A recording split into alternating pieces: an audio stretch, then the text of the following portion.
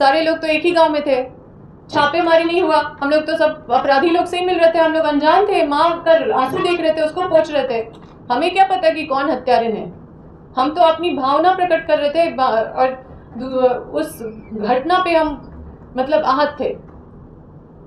अब आप सोचिए कि किस तरह से ये सारे चीजों को इतने दिन लगा दिया गया, पूरा रामनवमी मनाया गया, 10 दिन के बाद ये सारा चीज को प्रेस रिलीज करके एक कच्चा कहानी के रूप में आप लोगों के सामने पेश कर दिया गया है।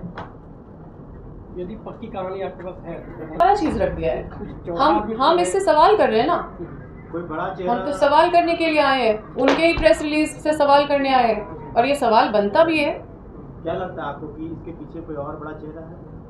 देखिए, इतने दिन से तो आप लोग भी मीडिया है, संविधान के चौथे स्तंभ है, आप लोग ग्राउंड जीरो से सारा चीज को पता कर रहे हैं, आप लोग भी बहुत सारी चीजों में आश्चर्यचकित और बहुत सारे सवाल आपके मन में भी आ रहे होंगे। तो निश्चित रूप से इसमें अगर बीजेपी नेता को छुपाया गया है, कहानी छुपाया गया है, सारा कहानी को कुछ और गढ़ा गया है, तो निश्चित रूप से कोई बड़े आदमी को, आप सोचिए कि एक कुसुम्बा का एप्स्टीन फाइल कहीं खुल ना जाए,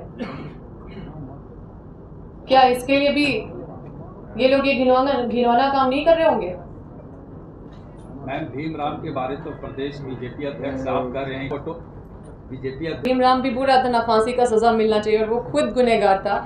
आप देखिए कि ये भीमराम बीजेपी का पट्टा पहने हुए हैं, अभी बोलिए कि कोई भी पहन सकता है, वो कुछ भी बोल सकते हैं, तो ठीक है, मानिए जिसको मानना है। अब आपकी कहानी के हिसाब से ये जो भक्ताइन है उसको पीड़िता की माँ को बोली, मृतिका की माँ को बोली कि अष्टमी के रात 9 बजे के बाद शुभ मुहूर्त है बलि देने का।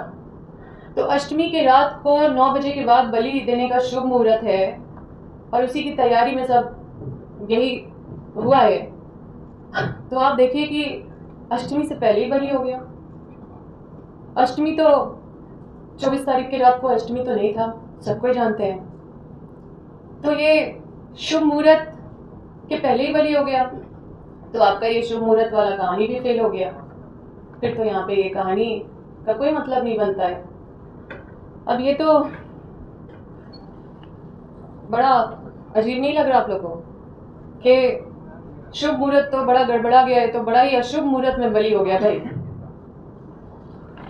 अब आते हैं पैरा 6 पे, देखिए कितना कच्चा कहानी लिखे हैं ये लोग। अब आते हैं पैरा 6 पे। अब आप ही बताइए ना कि कोई राह चलते किसी को ये बोल दे कि चलो मेरी बेटी का हत्या करना है, साथ दो, तो क्या आपको लगता है कि कोई साथ देगा? हाँ, तो 24 तारीख के शाम को 7 बजे से लेकर 9:30 बजे के बीच में अचानक रश्मि देवी उसकी छोटी बेटी का हत्या कराने के लिए भीमराम के पास जाती है और बोलती है कि हमको इसका बलि चढ़ाना है, आप साथ चलिए। और वो राजी भी हो जाता है और साथ में चला जाता है भक्ताइन के घर। कहां से लाते हैं ऐसा वाहियात कहानी? कोई विश्वास करेगा जी? ऐसा होता है? कभी सुने? आजकल खाने का मतलब दावत भी अगर किसी को देंगे ना, तो अनजान के घर कोई जाता भी नहीं है खाना खाने के लिए। और आप सोचिए कि भीमराम जैसा कोई करेगा? और भीमराम चला भी गया, और चला गया भक्ताइन के घर। सिर्फ चला नहीं गया, वही गला घोट के मारा, वही गला घोट के मारता भी है। और उसके बाद पैरा 7 में लिखा हुआ है कि फिर पत्थर से भीमराम ने मृतिका का सर फोड़ दिया। ये चंदा मामा का कहानी सुन के लगता है कि डीजीपी मैडम के साथ साथ जितने भी उनके टीम के लोग हैं, जितने भी सब कांस्टेबल से भी निचले दर्जा का उनको ज्ञान है। क्यों पद में बैठे हुए हैं? छोड़ दीजिए ना। अच्छा, इनकी कहानी आप पढ़िएगा तो भक्ताइन के घर में ही इनकी कहानी खत्म हो गई। लाश जिस जगह पे मिली, लाश को जहां पे पाया गया, वहां तक इनकी कहानी गई ही नहीं। तो वहां तक तो कहानी पहुंचाना चाहिए था ना। जिस जगह पे उस बच्ची का लाश मिला, उस जगह पे तो वहां तक तो कहानी पहुंचाना चाहिए था। अब आते हैं भीमराम प्रसंग पे। कौन है भीमराम? ये लोग तो छुपाए हैं, क्यों छुपाए होंगे सोचिए ज़रा। तो मैं बताती हूँ कौन है भीमराम। भीमराम उस पूरे क्षेत्र का उसका दबदबा है, वो बीजेपी का नेता है और उस एरिया का अध्यक्ष है। और इसका और रेशमी देवी के बीच का माजरा भी वहाँ के लोग जानते हैं, और भीमराम कौन है वो भी वहाँ के लोग जानते हैं। हमने तो परिचय नहीं दिया था, मीडिया वाले खुद बोल रहे हैं उसका परिचय, ग्राउंड जीरो से रिपोर्ट कर रहे हैं। अब यहाँ पे ये लोग भी उसी तरह का कॉन्फिडेंस दिखा रहे हैं जैसा भीमराम कॉन्फिडेंस दिखा रहा था। तो एक चीज़ और कि 24 तारीख से लेकर 1 तारीख तक फॉरेंसिक का कोई भी टीम घटनास्थल के इर्द गिर्द भी नजर नहीं आया, और इसमें भी प्रेस रिलीज में भी नहीं लिखा हुआ है कि कोई फॉरेंसिक एविडेंस कलेक्ट किया गया। तो मृतिका का जो वजाइनल स्वैब होता है उसको ना मतलब उसको कलेक्ट किया गया या फिर उसको प्रोटेक्ट किया गया या डीएनए टेस्ट किया गया,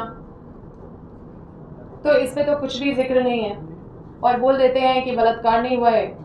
आप तो पॉस्को की इन्वेस्टिगेशन का मतलब एसओपी होता है पॉस्को इन्वेस्टिगेशन का, उसका तो आप धज्जी उड़ा रहे हैं, मोटिव का धज्जी उड़ा रहे हैं, आप साक्ष्य का धज्जी उड़ा रहे हैं। डीएनए टेस्ट किया ही नहीं होगा, नहीं तो लिखे होते हैं। अब देखिए विशुनगढ़ थाना के जो थाना प्रभारी है वो इंटरव्यू दे रहे हैं, आप लोग भी सुने होंगे कि बच्ची का प्राइवेट पार्ट में कोई छेड़छाड़ नहीं हुआ, बोले थे ना कि कुछ नहीं डाला गया। और यहाँ पे प्रेस रिलीज में आप देखिए कि लिखा हुआ है कि जो भक्ताइन है उसके प्राइवेट पार्ट में कॉलिंग स्टिक घुसा रही है जबरदस्ती। तो उन पे विश्वास करें या इस पे विश्वास करें? अब जो ये प्रेस विज्ञप्ति जारी किया गया है इसमें साइंटिफिक इन्वेस्टिगेशन कुछ नहीं दिखाया गया है, बस एक कच्चा कहानी लिखा गया है। अब बताइए कि ऐसे लड़ेगी प्रोसिक्यूशन इस केस को? आप बताइए कि ये कैसी पुलिसिंग है?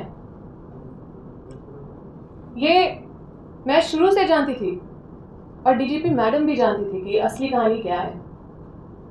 और मतलब आप देखिए कि बीजेपी के लोग भी पूरा जोर जोर से तामझाम से पूरा विरोध प्रदर्शन कर रहे थे। हम भी निकले थे विरोध प्रदर्शन करने ताकि उन लोगों के कथनी के अनुसार आप काम ना करें, लेकिन वही हुआ जो मेरा आशंका था। इसलिए मैंने सीबीआई जांच का मांग किया था और 1 तारीख को बीजेपी का प्रतिनिधि मंडल भी गया था मिलने के लिए डीजीपी मैडम से। तो क्या वही ये कहानी देके आए हैं? अब आप बताइए कि कौन रात्रि में मध्य रात्रि में डीजीपी मैडम कौन डीजीपी जाते हैं अनुसंधान करने के लिए, वो भी 10 दिन के बाद, और वहां पे होते हुए भी प्रेस कॉन्फ्रेंस में हिस्सा नहीं लेते हैं। अच्छा एक और बात कि इसमें ये भी लिखा हुआ है ये प्रेस विज्ञप्ति में कि छापेमारी दल भी 13 पुलिस का छापेमारी दल भी बनाया गया था। तो कहाँ छापा मारे? क्योंकि जो रेशमी देवी है वो तो वहीं बैठी हुई थी, तीनों अभियुक्त तो एक ही गांव में थे। रेशमी देवी वहीं बैठी हुई थी, हम भी मिले, वित्त मंत्री भी मिले, बहुत सारे लोग मिल रहे थे, मीडिया बाइट भी ले रहा था डेली। और जो भीमराम है वो भी मीडिया बाइट दे रहा था। वो रामनवमी में तो पुलिस सुरक्षा के बीच में डांस भी कर रहा था और वो बीजेपी के सभी नेताओं को वहां पे बुलाया और वहां पे उस घटना के बीच में सबको शामिल भी कर रहा था। और शांति देवी का तो पता नहीं, लेकिन ये लोग तो पूरा घूम ही रहे थे, रोज इनका मीडिया बाइट देख रहे थे। तो ये छापेमारी का जो 13 पुलिस का जो टीम बना था, छापा टीम, ये कहाँ छापा मारा, कब मारा, इतने दिन से क्या करा था? अब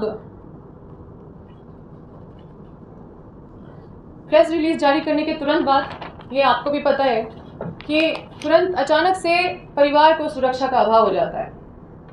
दरअसल सुरक्षा के आड़ में पुलिस घेराबंदी के बीच में जो बचे कुचे परिजन हैं मृतिका के, उसको दूसरे से, ताकि वो नहीं मिल पाए, ताकि मीडिया वहाँ पे नहीं पहुँच पाए, ताकि राजनीतिक दल के लोग वहाँ नहीं पहुँच पाए, ताकि आम आदमी वहाँ पे नहीं पहुँच पाए, इसलिए उसको घेराबंदी करके रखा गया था। और ताकि सच का पता ना चल जाए, जो घिनौना सच जो छुपाने का कोशिश किया जा रहा है, ताकि बीजेपी वालों का जो बोलती है वो बंद ना हो जाए।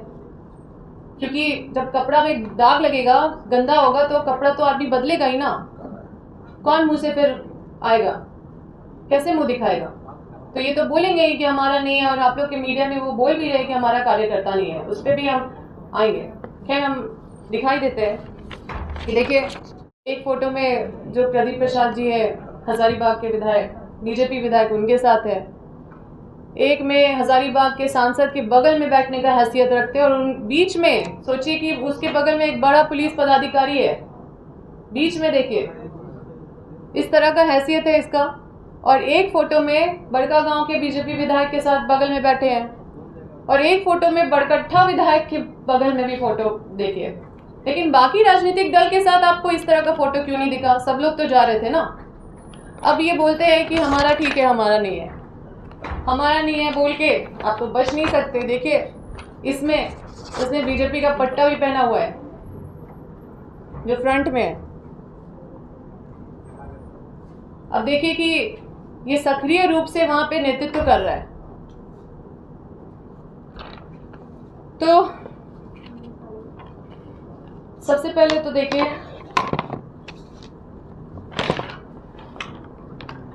मृतिका जो है वो बच्ची के बारे में जब सब सोच रहे थे, सब का रोंता खड़ा हो रहा था, तब हम लोग ये विश्वास किए थे कि पुलिस अच्छे से अनुसंधान करेगी। मृतिका का रूह मरते हुए भी उतना नहीं कांपा होगा जितना इस पुलिस का इन्वेस्टिगेशन का रिपोर्ट से कांप रहा होगा। आप ये इन्वेस्टिगेशन जो देख रहे हैं, इससे दोबारा ये मृतिका का हत्या किया गया है, उसका गला घोटने का काम किया गया है। और ऐसे हत्यारों को ये भगवाधारी पुलिस वर्दी, ये भगवा वर्दी वाले पुलिस झारखंड के नागरिक को मंजूर नहीं है।